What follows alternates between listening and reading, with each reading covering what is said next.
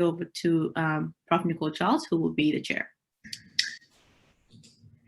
Hi, everyone. My name is Nicole Charles. I'm an assistant professor of Women and Gender Studies, and I'm delighted to chair and introduce today's second panel on shame. So our panelists today are Dorothy Attakora-Gyan and Hale Doguoglu, and Binta will be our moderator. So first up, we have Dorothy, who is a holistic mental health advocate, scholar, and writer based in Toronto, and is currently completing her PhD in feminist and gender studies at the University of Ottawa.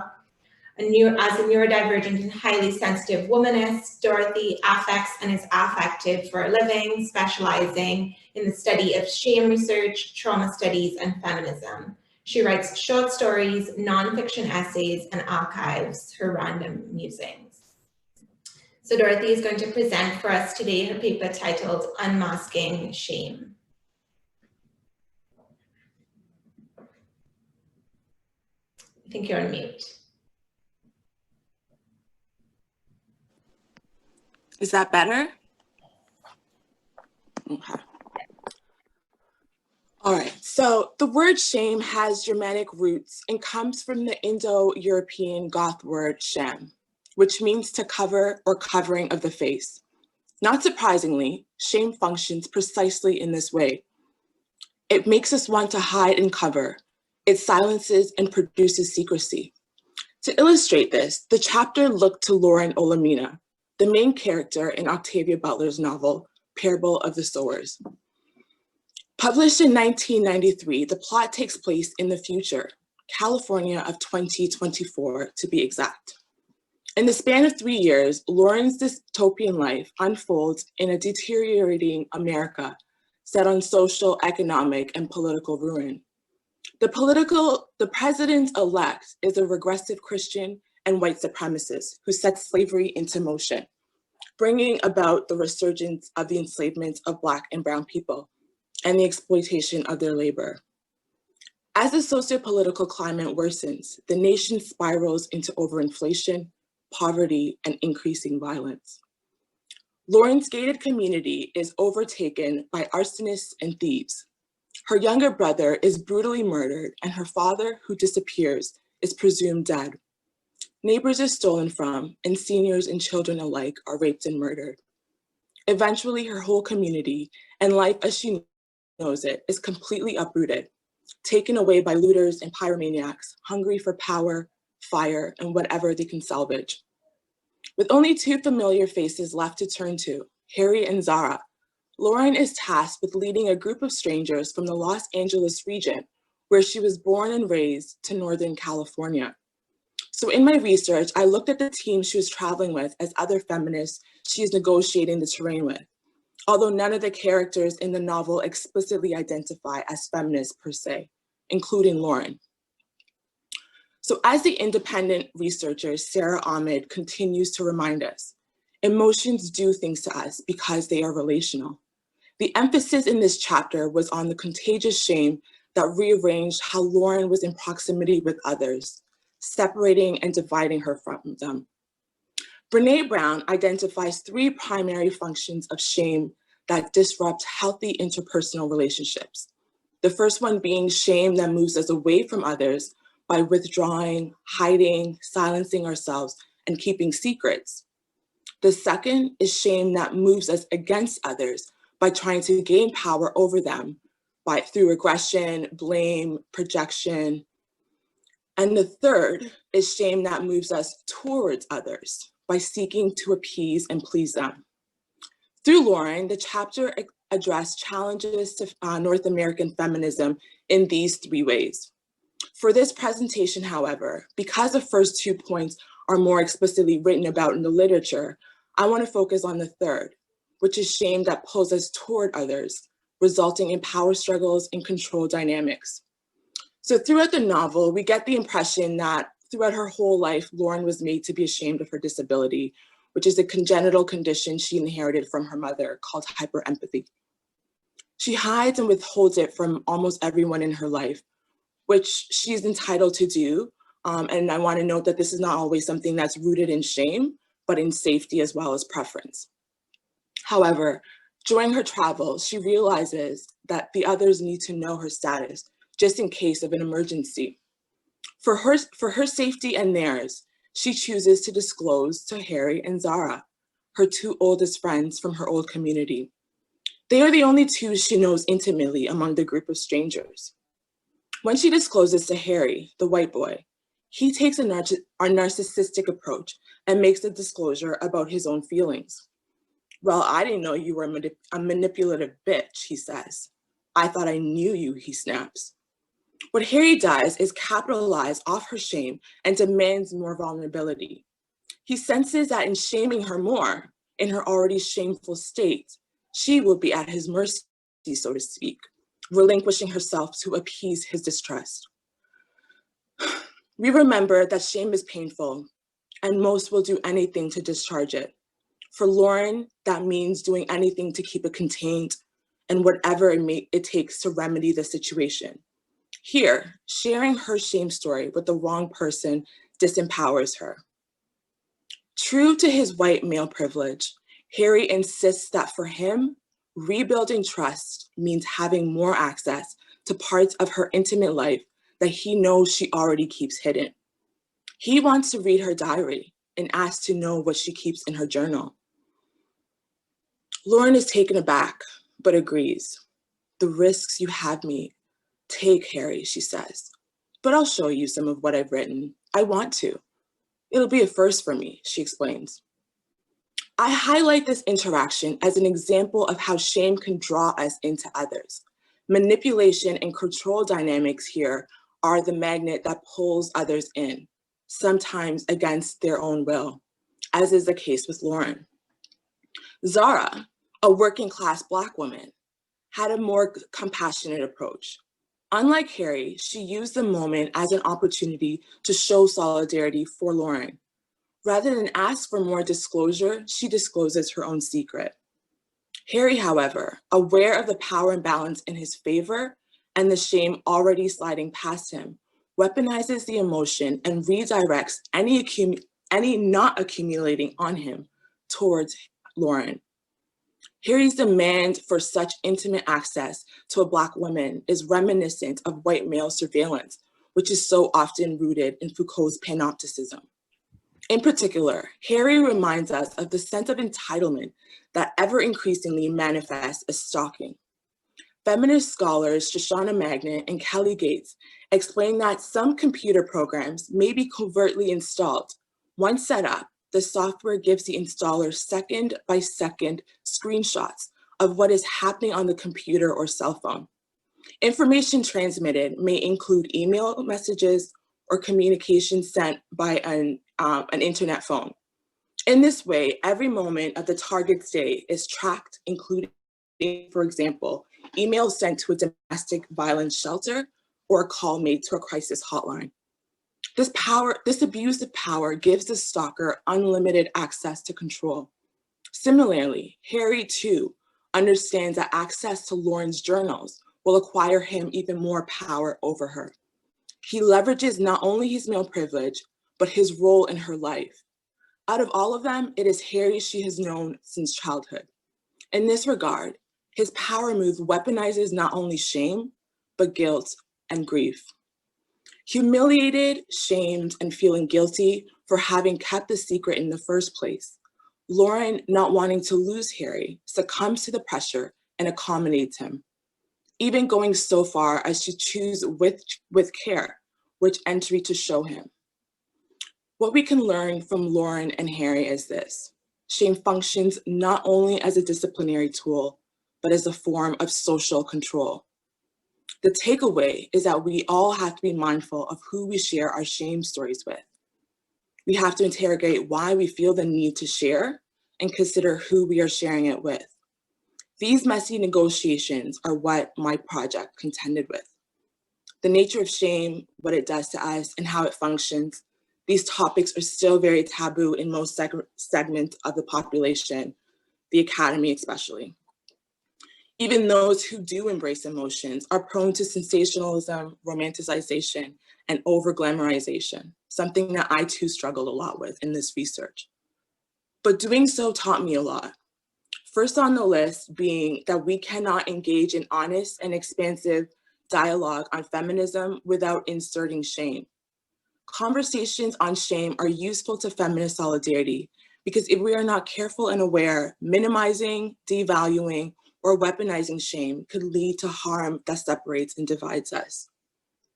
It is in knowing shame more intimately and how it moves us relationally that we will be better able to shape its direction with more ease, compassion, and awareness. Thank you for listening.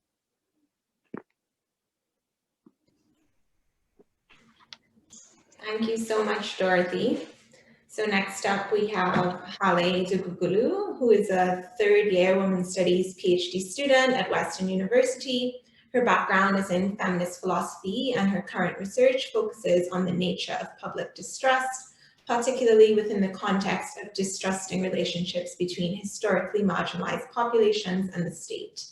She's broadly interested in the role of shame and shaming in anti-racist practice, and Hale's paper is entitled Viral Racist: The Politics of Shame in Anti-Racist Activism. Hi, everyone. Let me just start. Thanks for listening. I will just stop the share. Okay. Thank you so much for that paper. Thank you both. These papers really spoke to each other so well, not just in their look at the affect of shame, but also in the way that they offered us this understanding of the cultural politics of emotions across time and space and genres, from Black speculative fiction to social media and our current reality, which increasingly seems like Octavia Butler's speculative fiction, but which Jackie Alexander reminds us, is a now that we've lived before. So I'd like to open up the floor to questions for our panelists. And Binta is going to assist with the moderation. Okay.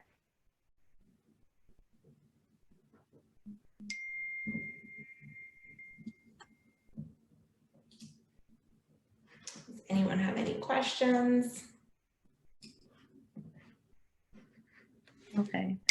A question for Dorothy. Oh, sorry, Binta, did you want to? No, you could go ahead. So Dorothy, a question for Dorothy from Sam is there anything we should be conscientious about when sharing our shame stories within academia, in academic journals, in conferences, etc.? Should we share our shame stories within the neoliberal university structure?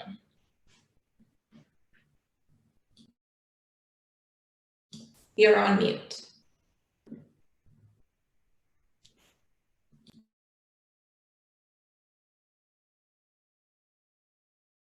You're still on mute. Let me try see if I could unmute her from here. Dorothy? Is it unmuted now? Yeah. Okay, yes. Perfect. So Brené Brown's work talks a lot about shame stories, and she gives a list of people who we should not disclose our shame stories to. I think within my research, what I'm interested in looking at is shame as an energetic force and object. And so I use Jackie Alexander's work actually to talk about how shame locates feminist politics. It brings it to the body, because shame plays a lot on our body. It is painful, it causes a lot of pain. But when we're able to step into other realms, when we're able to bring it within a spiritual framework, shame actually has a lot of information that we can decode to kind of help us navigate the feminist terrain. So that's what I'm interested in. In my research, I look at intuition, the role of intuition and telepathy, for instance, in helping us to navigate shame and what it can teach us. So this conversation within the academy is very difficult to have because we're so much focused on objectivity and science, and so much of the mystical world, so much of Indigenous and African cosmologies is mystical. There is no real answers for it. However, for those of us that identify as multi or extrasensory, hypersensory, who do know how to time travel, who do know how to shapeshift, we can enter alternative worlds that give us a lot of information. So for me, of course, you can refer to Brené Brown's work on who not to trust. But I believe that, again, especially equipping feminists with intuition, like go into yourself to figure out how it is that you can navigate the feminist terrain and shame better. And that just completely redefines who we're in feminist solidarity with. Often we focus more on the material world, the physical world, other humans, feminists, we look at transnational feminism, but we don't often talk about feminist practice across time and space. Check in with your ancestors, check in with the spirit world. And there's so much that's happening outside of the 3D that can help us navigate shame in ways that no doubt complicate the academy, but I think is a lot better. I hope that answers it.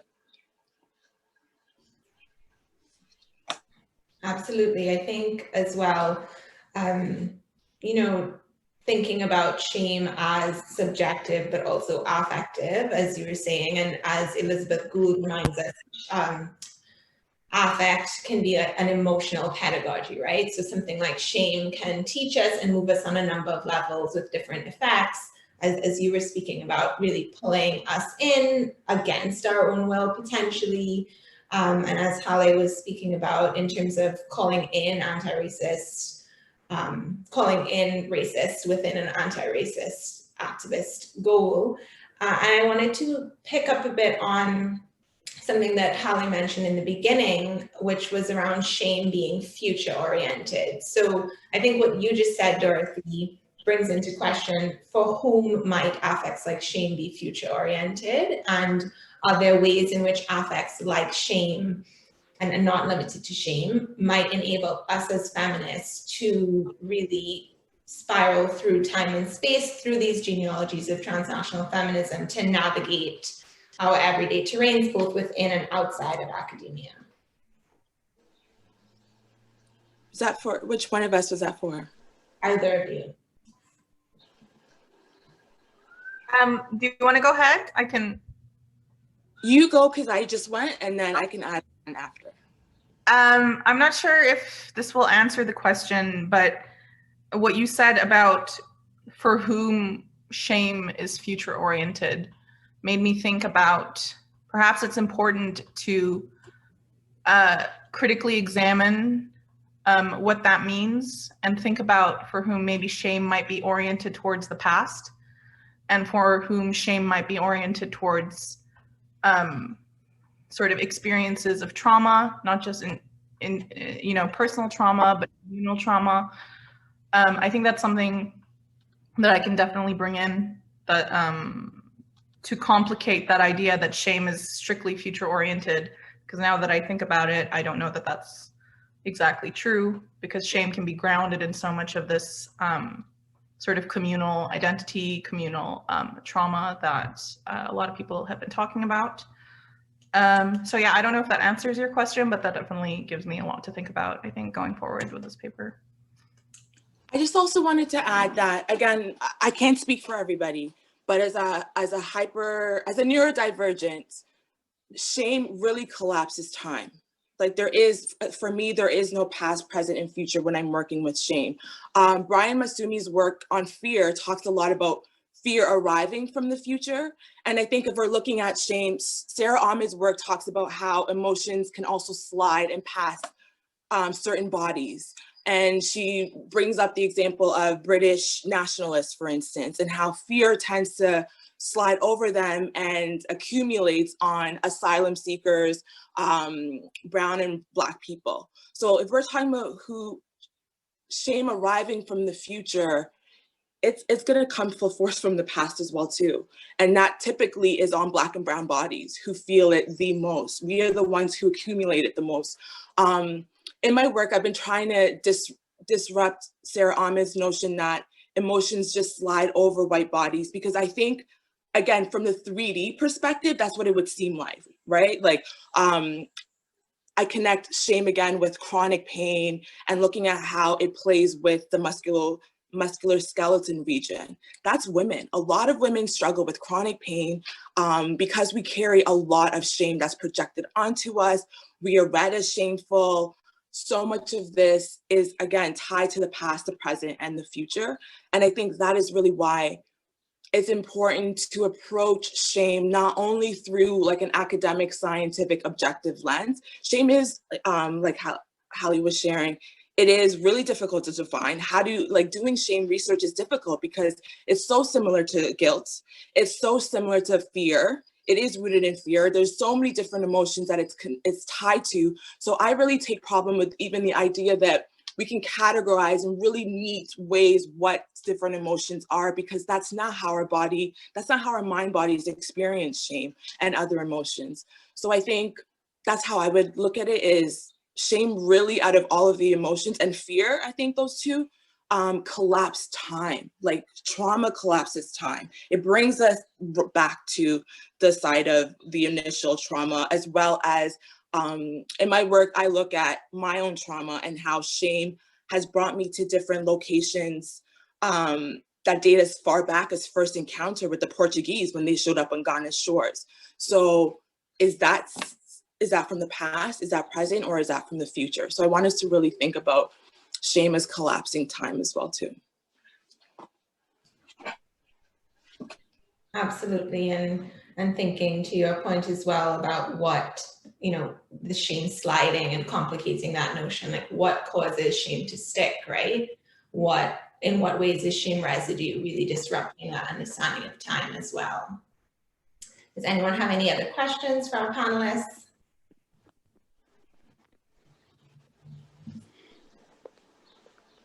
If not, I'd like to thank you both for these really generative papers and for your time today. We will thank Nicole. She has another commitment, but she's so committed to sticking with us. She stuck to the last minute. So Nicole, thank you so much. We will continue with people that have questions. That it seems there's a lot of people really, like I am, interested in the conversation that Hale and Dorothy has to share. So we have a couple of more minutes if anybody wants to jump in and make a comment before we close, before I do the closing. Sorry, can I make one quick comment that I didn't? Yeah. So one thing that I was talking about how. Oh no, the internet. Wait. So So Dorothy. notion that white body. So Dorothy, just hold on, because your the internet connection has just gone off a little bit. Hello? Okay.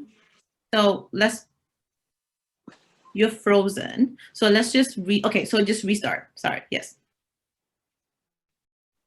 So I just wanted to trouble the idea that shame slides over white bodies. I think what we find is that I'm speaking obviously in simplistic terms here, but white communities and those with power and privilege also enact and a lot of labor to deflect shame. What it is they have more power to keep it away and from them. But I don't think that it necessarily slides. I think that white people have historically engaged in a lot of labor to suppress, for instance, like the vote. Like we see it happening now, how much energy goes into suppressing the Black and brown voice. And that is really connected to shame as well. So I don't think it necessarily slides past them. I think that the oppressed, the oppressors, those in positions of power really understand and feel the pain and the difficulty of working with shame. And because they have power and privilege, they're able to direct it away, which is why it's really important to learn to work with shame energetically, because then we can then learn how to move shame and redirect it away from our bodies, or to even work with it in a different way that's not as painful, but more productive. So that's one thing I wanted to add. No, that's great, because the more you're talking about shame, it's important to see it as like a dynamic force where it wouldn't necessarily slide across specific bodies and positions of power, of course. I have so many things to say, but I'm not going to do that. I wanted to see if anybody wanted to jump in and comment. Yes, no, yep.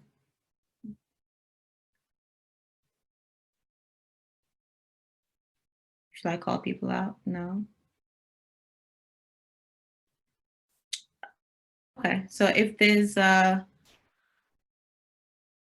nobody talking, I will then close the conference for today. It actually went way better than I anticipated. We were able to hear Jackie at least 90% of the time. The panelists were great, as the comments in the chat room are showing us. The chairs were excellent. Today, Jackie started off with telling us to understand the toxic discourses that exist. And through all the conversations, we are able to see how best it is to navigate such path. I thank you once again. And to our panelists, this is such a great discussion. And I hope that everybody will be able to attend tomorrow as well. We start off tomorrow. I'll just give you the little schedule of tomorrow. We'll start tomorrow with Professor Alyssa Trotz with the opening. And then we have Dr. Anjali Arondeka talking about sexuality, historiography, and geopolitics in its abundance. We start tomorrow at midday. So thank you so much. We do hope everybody else will be able to join us for tomorrow. Bye.